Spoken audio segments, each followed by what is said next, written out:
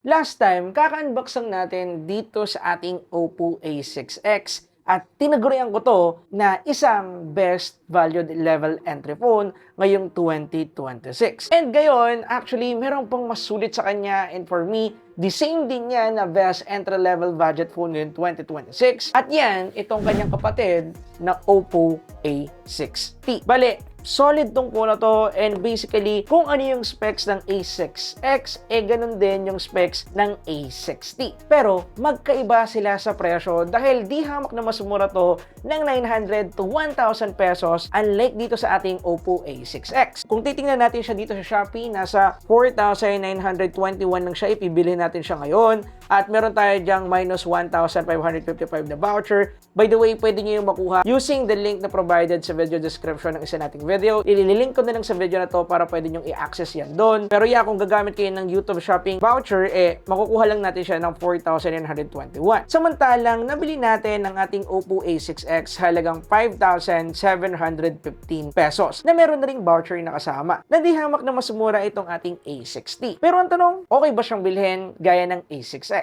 Tara, pag-usapan natin. Okay, gaya ng sabi ko, the same specs lang ang Oppo A6T and also Oppo A6X. Lahat ng meron sa Oppo A6X, meron din sa Oppo A6T. Vice versa. Bale, sa packaging, the same lang din. Nabanggit ko na to sa ating first impression unboxing dito sa A6X na typical setup lang yung ginawa dito ni Oppo. Hindi siya pang budget yung dating. Unlike kay na Transsion na talagang mapipili mo na pang budget lang yung experience or mapipili mo na pang budget phone lang talaga yung phone natin habang ina-unbox. Anyway, dito muna natin makikita yung ating quick start guide. Siyempre, meron na rin tayo ditong kasama na included jelly case. Siyempre, cleared, which is normal. Then, sumunod naman dyan is yung ating Oppo A60 unit. And look at this. Yan. Tingnan natin yung design. Kung ano yung design ng ating Oppo A6X, halos ganun lang din yung design ng ating Oppo A60. Naalala ko dito yung Tecnopova 2 or 3. Nakalimutan ko na. Basta meron siya ditong parang diamond holographic pattern dito sa likod. Ewan ko lang kung nakikita ninyo. Pero yeah, unang una ko nakita para siyang Tecnopova 2 or Tecnopova 3. Ewan ko kung ano yung proper model, pero nasa Tecnopova yun. And look at that design. Mamaya mas pag-usapan natin yan. Anyway, sumunod naman dito ay makikita natin yung ating syempre charging adapter and charging cable. Then lastly, makikita natin dito yung ating panindot. And that's pretty much it. Anyway, setup ko lang to and then pag-usapan natin yung mga pwede natin pag-usapan sa device na to. Okay, tapos ko na siyang i-setup. And nung sinabi ko kanina na halos the same lang sila ng Oppo A60, literal na the same lang sila. Kung titingnan nyo sila ngayon dito sa display nila, malalaman niyo ba kung sino yung Oppo A60 and also yung ating Oppo A6X. And alam ko mahirap, pero kung ang pinili niyo is yung kanan, tama kayo, yan yung ating Oppo A6T. Pero pag tinalikod natin, mahirap din malaman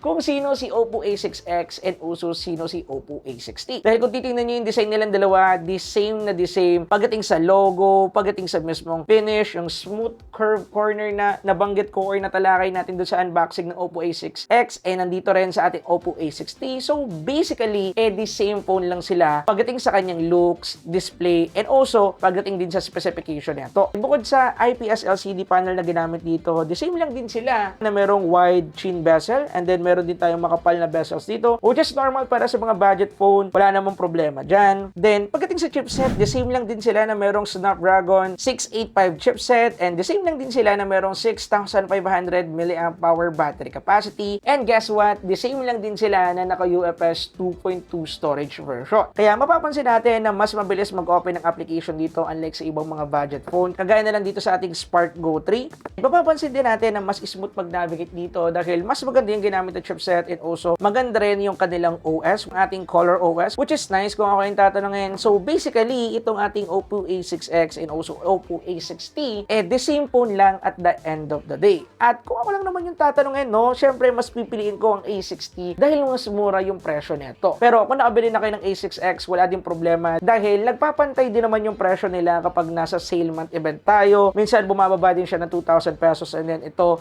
1,000 pesos lang yung binababa. So technically, nagpapantay lang sila ng presyo sometimes. Pero ngayong ina-unbox natin itong ating Oppo A60, currently siya yung pinakamura. Unlike dito sa Oppo A6X, at masasabi kong mas maganda tong bilhin kaysa dito sa Oppo A6X dahil sa presyo niya, and based on the specs, the same lang naman sila. Kaya kung gusto nyo itong bilhin, ilalagay ko yung link ng mismong product na to dyan sa description down below para pwede nyong mabili. Anyway, kung ano man bilhin nyo dito sa dalawang to, same na okay, same na ayos, same na quality yung kanyang experience in terms of unboxing, at least para sa isang budget phone. Kasi kung ikukumpara natin yan sa mga phone na kagaya na itong Spark Go 3 na minimum lang, definitely mas okay bilhin ang Oppo A60 or Oppo A6X kasi quality sila. Anyway, dito ko natatapusin yung video. Kita-kita tayo sa full review ng dalawang bad boy phone na to. Yun lang guys. Peace!